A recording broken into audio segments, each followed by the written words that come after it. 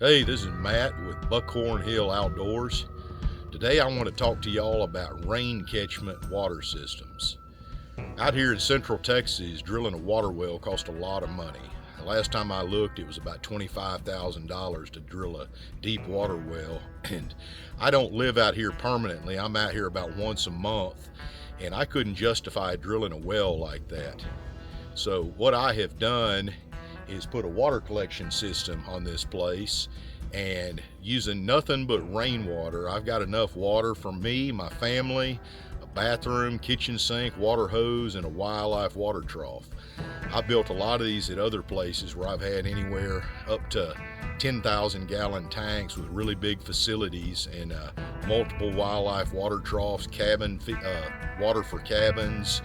And you can do this as little and cheap as you want to. You know, you can have a little 300 gallon tank, water barrel if you want to do that, or you can put a couple of big 10,000 gallon storage tanks. And just about any way you do it, it's going to be cheaper than a water well. Back where I live at home, I live on a water well, and I can tell you over years of living there that thing has got a good bit of maintenance. I've had pumps burn out and had to have them come out and replace pumps. I've had bladder tank issues. I've had bladder tanks freeze up in winters. I've had all kind of problems. I have had hardly any problems with this water collection system, and I've been running these for about close to 20 years. And very efficient, very cost effective, and I'd like to show you guys what I'm doing here.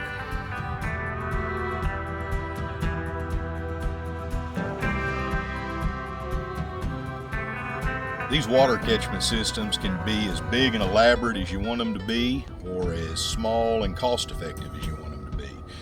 The most important thing is find out how much rainfall your area is getting each year. I get about 21 inches a year, and my square footage on my roof is 436 feet. There's a real good calculation that I'm going to give you guys from Texas A&M on these things about your annual rainfall and your square footage of your roof. That's how you catch the water off the roof and how much water you'll get. So this is a 2,500 gallon tank. I've got a 436 square foot roof, and I'm getting about 5,000 gallons a year. If I needed more than that, I could do different things. You know, the easiest way would be put a porch on there, a carport, more water catchment service, and I could get more water that way. You know, if I didn't want that, I could get away. I mean, heck, you can get away with just putting a rain barrel on there instead of a big tank like this. But anyway, it's like I said, you can go as little and small as you want to go, or you can go 10,000 plus gallons if you want to do that also. All right, this is my camp house out here, and I just wanted to give you guys a simplified view of how this thing works. I've got a gutter, if you can see, running all the way down the length of this place.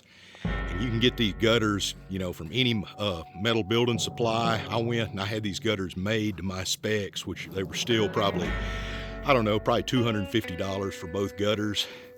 Anyway, you can see I catch the rainwater off that tin roof. It goes into that gutter, and then it goes into this apparatus called a first flush.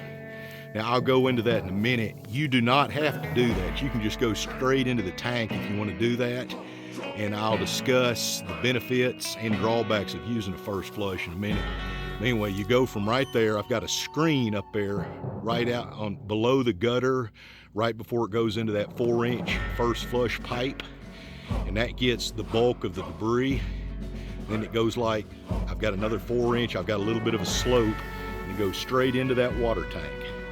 And that's all there is to it.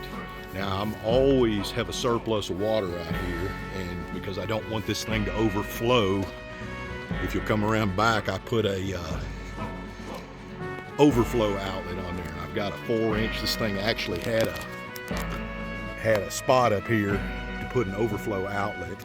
And you can use, some of these tanks are not rigged up for water storage. They're rainwater collection. They're more for deep water storage wells and other things, but any of them can be easily modified.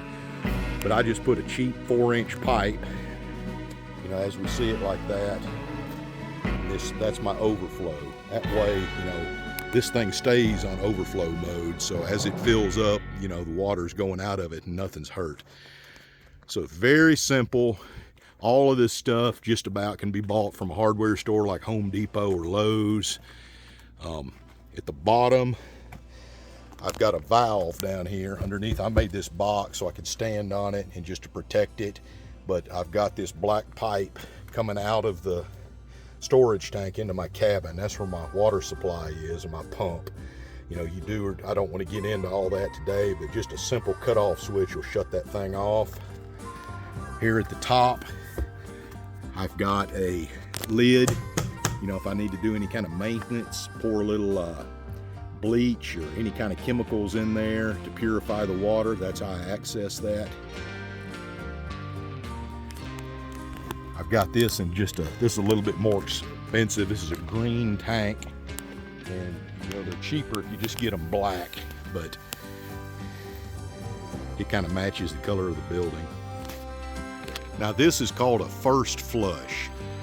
You know, I'm really not sure how necessary this is. A lot of people just don't even fool with them. I've always used them and I haven't had any problems. I ordered the fittings off the internet, you know, probably 20 bucks for that. And you can go to a hardware store and just use 4-inch pipe, put a cap on the bottom, put a screw, make it really cheap. But the whole idea of that, if you've been several weeks and hadn't had any rain and it starts raining, it's gonna, the debris on the roof, dust or pollen or whatever, is going to be the first thing to rush off the roof into the gutter. And that is going to go down into this first flush right here, and it's going to fill that up. So the first couple of gallons are, you know, in theory, not clean water. So it fills up, and then it's got a ball inside there that will seal off. And then your fresher water will run into the tank. The problem with the first flush, is about every so often, you know, 5 or 6 weeks, you just want to take that thing apart and clean it, because if it's not draining properly, you can get algae buildup in there, and it can, you know, they take a little bit of maintenance that, you know, you just don't want that anything in there contaminating your water, especially if you're going to drink it. Now, a lot of people don't even put those on there. They just have a very simple rig where they go straight off the roof into the gutter, just straight into the tank with a 4-inch line, and they don't have any problems. I know a good many people do that. You know, that's probably the easiest way to do that if you don't, you know, are bad about doing any kind of maintenance. They both work. I do this because it's really not, it's not hardly any trouble at all, and I just, this is kind of my preference. Let me climb up here at top and I'll show you how this works. Okay, I'm up on a ladder, kind of showing y'all how this thing works. But here's my roof. Rainwater flows off the roof into my gutter, just like any other gutter you would have on a house. Flows down the gutter to this downspout. And right there, you can't really see, I'm up high, but you can see the downspout. As it comes into the downspout, there's a screen on here. Now this screen filters most of your debris. And I'll take this thing off occasionally. You can shake the debris out and clean it. The water comes down this gutter into this downspout, and there's a cheap little screen that you can get that you can replace. That filters all your debris. And then just a simple, you know, very simple little kind of a T here. This goes down into the first flush. This arm here goes to the storage tank. So that's how that works. Okay, when you're trying to decide how big of a rainwater catchment system you want, there's a few things to consider. I mentioned it earlier. The first thing is find out what your annual rainfall is for your area. The other thing, you need to know how many square foot your tin roof. And here, you want to use a tin roof. You can do this on a shingle roof, but tin roof is a lot cleaner, works a whole lot better. Everybody I know that does one of these uses a tin roof. When it rains on a shingle roof, you'll get debris and silt in there. So I highly recommend using a tin roof. But anyway, you want to know your annual rainfall and the square footage of your tin roof. And then you want to know what your water needs are. I mean, are you going to have a bathroom in there? Are you going to have wildlife water troughs? Are you going to be using water hose? Are you going to do any kind of irrigating? You know, here again, I said this earlier, I've got a family of 5, a regular little house, and I've got 1 water trough, and this 2,500 gallon storage tank is way more than enough. I'm out here about once a month. Now, if I lived out here permanently, I might want a little bigger one, but the formula is, first off, figure the square footage of your metal roof, multiply that times your annual rainfall. Multiply that by 0.623, okay? Then multiply that by the efficiency. And when they say efficiency, they're talking about, you know, some of this is going to be wasted, you know, splattering off, that kind of deal. So anywhere from 0.8 to 0.95. So my roof is 436 square foot. This area we are is 21 inches a year. So I multiply the square footage of the roof times 21 times 0.623, and then let's say 0.9, multiply that times 0.9. That's going to get me close to about 5,000 gallons a year. So use that same formula, and I'll put a link or show you guys what that formula is. Decide how much water you need, you know, and then you can decide from there. You can get these water storage tanks, you know, little bitty. You can use a 55 gallon drum if you want to do that, or you can get a big huge one. So that's how you figure that. All right, I talked about first flushes versus not using a first flush, and they're real simple to maintain. And about almost every time I'm out here, all I'll do is the bottom will unthread. Now this is, like I said, I ordered this stuff off the internet. It probably cost about $25, but you can make the same thing with 4-inch pipe from a hardware store, put a cap on it, and just put you a little screw. And to plug it up more, you can tighten the screw. To loosen it, you can untighten it. Now what happens after this thing fills up, there's a ball as the water fills up, and the ball floats up and it seals off. So in theory, it keeps the contaminated water from mixing with the fresh water.